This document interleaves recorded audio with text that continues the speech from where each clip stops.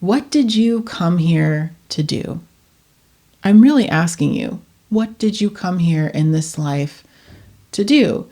No one is coming here to swoop you up and save you and tell you what your next step is. Only you can truly know what that is for you by listening, by just allowing yourself to listen to the divine messages that are trying to get your attention.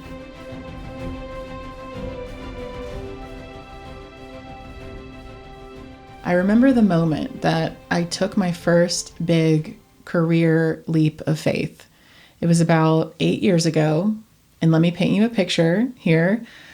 My brand new son was 1 year old, and I was managing a health and wellness retail store at the time. We sold health food like Ezekiel bread and Amish butter and semi-raw milk and all the organic everything and a ton of supplements, all the vitamins and minerals and anything that was popular on the Dr. Oz show. Plus, there was a whole like spiritual aspect of it too. There was a whole little bookstore with metaphysical books. And also, I was managing an Airbnb management company. So I would help Airbnb owners with their bookings, hire cleaners, and just catch a percentage of their booking revenue.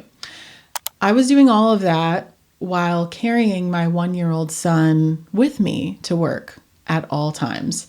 And so in a way, it kind of felt like a dream because I had no idea that that was even a possibility. I didn't grow up seeing women take their babies into work. I didn't think that was possible. In fact, I was the first woman at this retail store to ever bring her baby to work full time like that in the whole history of the 50-year history of this retail store. I actually had this whole printout when I found out I was pregnant. I met with my boss and I had this printout of all this investigation that I've done of all the reasons why it's good for a company to allow their management to bring their babies to work. And I was like ready to defend myself, but turns out she was all about it and really encouraging of the whole thing. So I was doing all of this. My husband was on the ground in Jamaica hosting retreats, these pioneering retreats that we had started together while I was at home in Kentucky with our baby and trying to just pay the expenses, because as luxurious as starting a pioneering retreat center in a tropical island like Jamaica sounds, it really wasn't. It was really incredibly hard. And we were breaking even on the retreats and just scraping by, barely scraping by financially. So we were in a place of wondering, like, what's gotta give here? We know these retreats are transforming folks' lives and reconnecting them with something greater than themselves. And how come we're not being compensated for it? And finally, in 2018, several investors stepped forward and helped us fund the thing. Michael Pollan's book, How to Change Your Mind, had just came out, which opened our retreats up to a whole new demographic. And all of a sudden, we were flooded with requests to get in one of these retreats. We had a wait list. And here I was at this time managing a health and wellness retail store and working around the clock, trying to keep this Airbnb business up and bring in just what little bits of revenue I could from it. I was even cleaning these like boutique hotel Airbnb setups on my own with a baby at night, not knowing what I was going to eat for dinner or if I was going to eat dinner, with a baby strapped to my body, and just really knowing that there was something more for me, but it feeling so out of reach.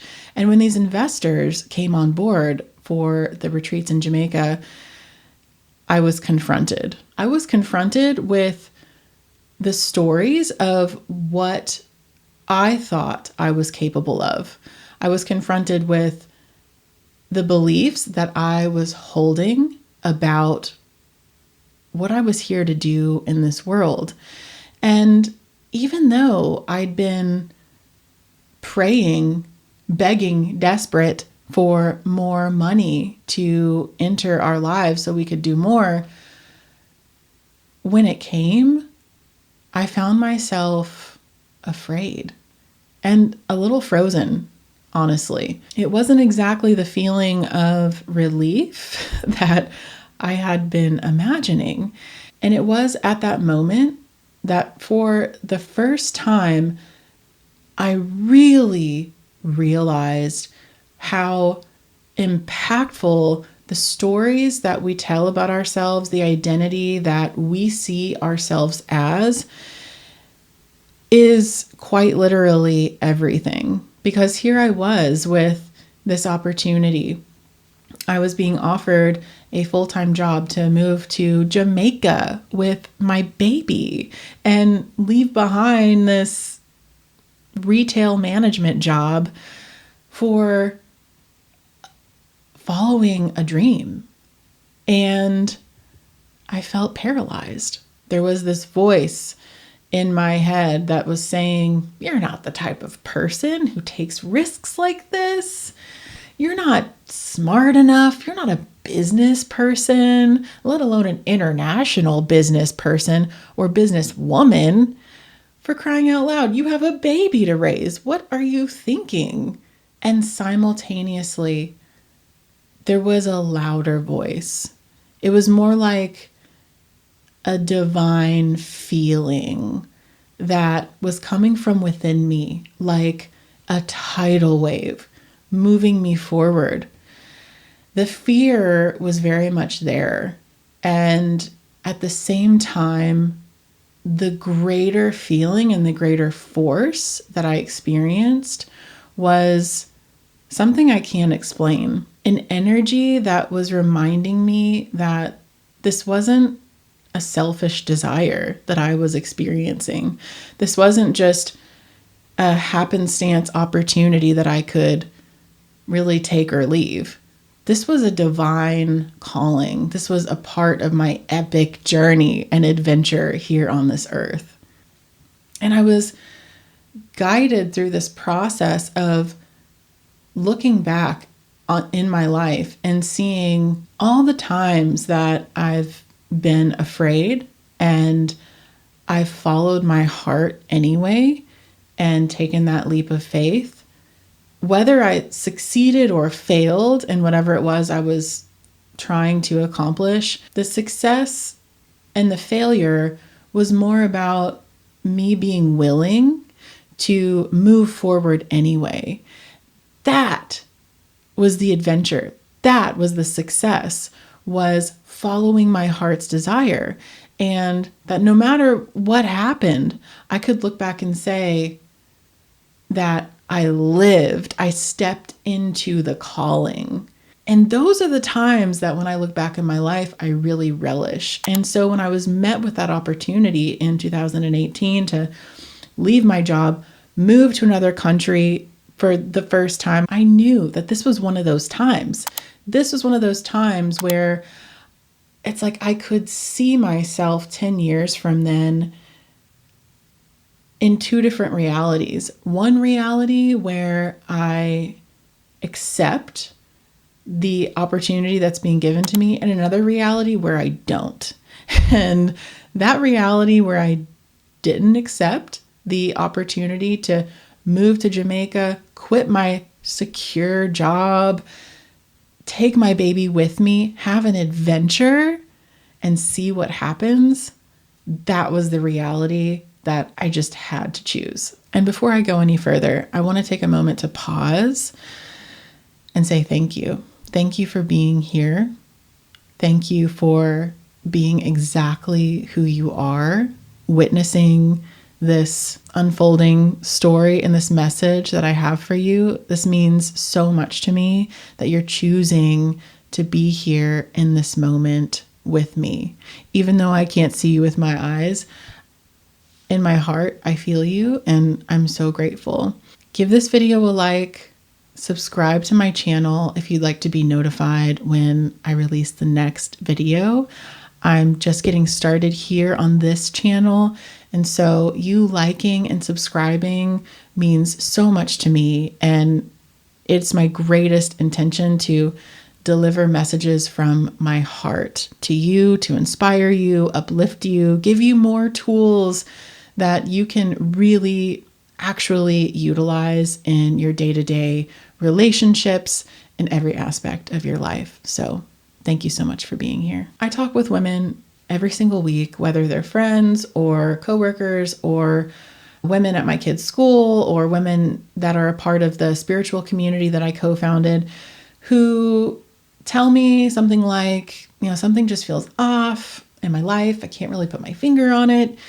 And usually there's a mentioning of feeling exhausted and just kind of like a general sense of malaise. And it'll also kind of bubble up in the conversation that there's certain routines that they're just engaged in just to help them cope with this feeling of offness or to help them relax, like drinking alcohol around dinner time or scrolling on social media or binging on Netflix series. And I get all of that. I have been there, and sometimes on different degrees, I go there in terms of creature comforts that help give me a feeling or tap into a feeling of certainty that it's okay, that everything's okay. I can let go and just be. And while those certain behaviors help momentarily, like having a drink or scrolling, helps in a way turn off my thinking brain for this amount of time, oftentimes the next morning I have still found myself, and when I talk with women who are experiencing this, that sense of overwhelm or stuckness or malaise is still there. The needle hasn't moved at all. There's still this story playing over and over again that says, I just don't have the time, I don't have the skills, I don't have the personality, I don't have the genetics to be in love with the life that I'm living. It's just not for me. As I'm talking with women who are in this place of feeling stuck or just feeling down, and they're not sure why, because on paper, everything should be great. That's the common denominator, is there is a desire. There is something that they're being called to do.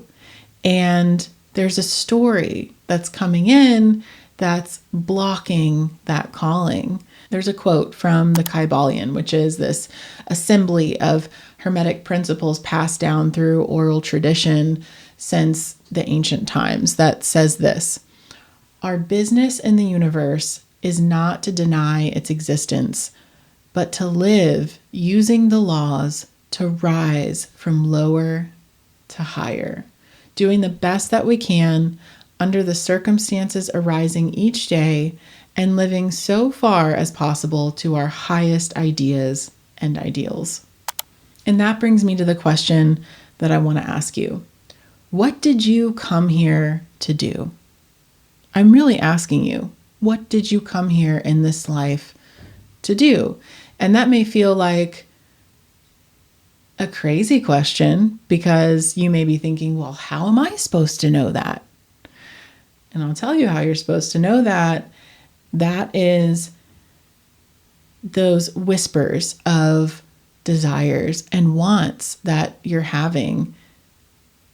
That is your guiding system that is showing you what you're here to do in this life. What is the one thing that you could move toward in your life that would help everything else unfold with more ease? Something that when you think about doing it, when you think about accomplishing it, you feel your body light up. You feel ecstatic and you feel alive when you think about it. When we choose to follow that burning desire that we have in our lives, when we choose to listen to it and take that next step forward to follow that desire, a lot of the experience of struggle and malaise and just feeling stuck drops right off.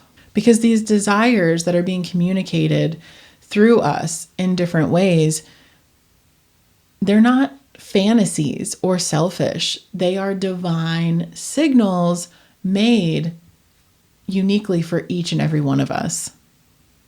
No matter where you are in your life, no matter what you've accomplished, no matter how much money you've made or how many places you've been and traveled to, life will always be inviting you into your next evolution. That is the nature of life. We look around and we see evolution all around us. There is no true final destination, no true I have arrived forever moment. We are always in this process of following our next evolution through our internal guidance system, which is our desires that are coming up within us every single day. And only you can know what that next evolution is for you. No one is coming here to swoop you up and save you and tell you what your next step is. Only you can truly know what that is for you by listening, by just allowing yourself to listen to the divine messages that are trying to get your attention. They're trying, but that can only go so far as you're willing to listen. So where are you being called next? Where might you right now be settling because of old beliefs about what you're capable of or what you're not capable of? In 2018, during this time, about 8 years ago, there were so many days leading up to me leaving that secure management job, which really wasn't secure, where I found myself disassociating, not even allowing myself to feel what I wanted, what I really truly wanted. The years leading up to that year were filled with disappointment and strain and strife in my marriage, in his business, and navigating custody battles with his ex-wife, and then in court proceedings that deeply shaped our lives. And I'll share more about that another time because it has had so much of an impact on me being here with you right now. And so allowing myself to feel and acknowledge what I really wanted felt truly dangerous. It felt so risky, especially with a new baby in my arms. And yet that same year, I began to see visions of my life not changing, of me settling into the belief that great success, joy, and fulfillment were for other people. That's for them. That's not for me. And I started to see visions of my son, who was a baby at the time growing up, and seeing me settling. And I asked myself, is that what I want him to model? And immediately I got the answer, heck no. I want my son to have models, his closest models in his life, to be people who are listening to divine guidance and following it, choosing to live. And that year, I found myself standing in spiritual ceremony and remembering my true source of life, the place from which all abundance flows. And it isn't people, it isn't things, and it isn't money.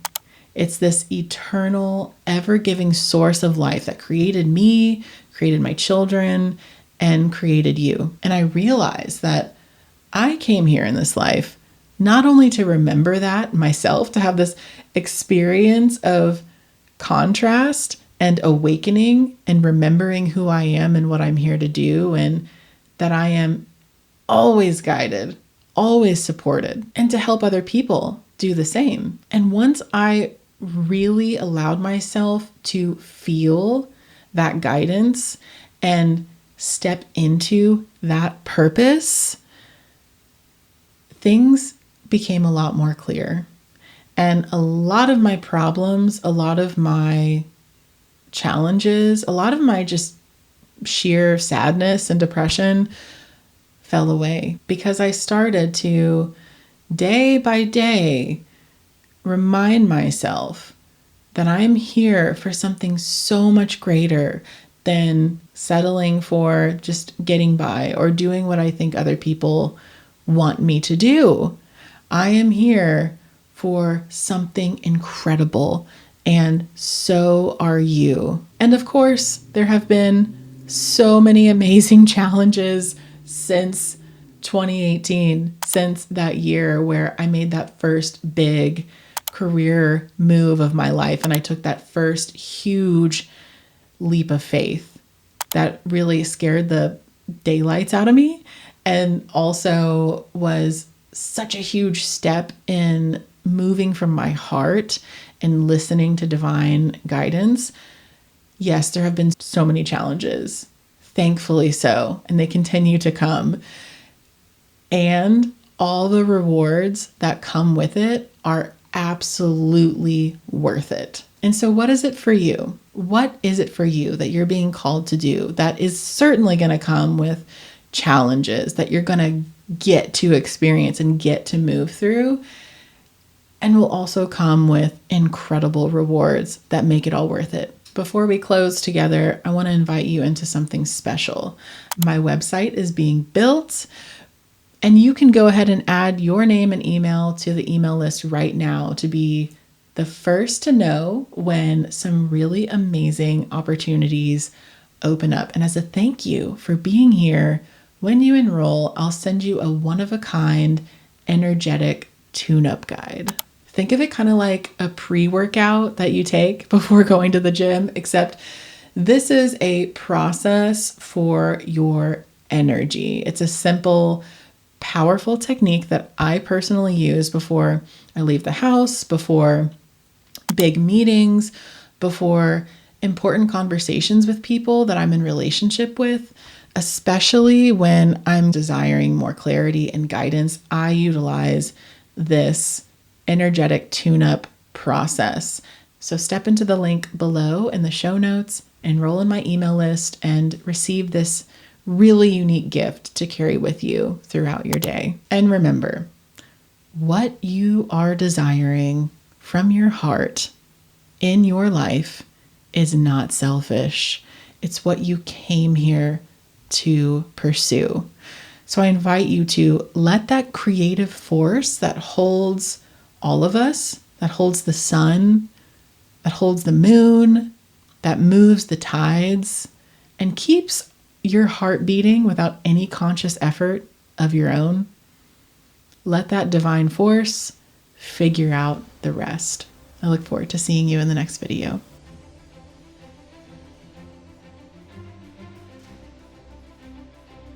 I'm making a move. Let the sun go shine on me.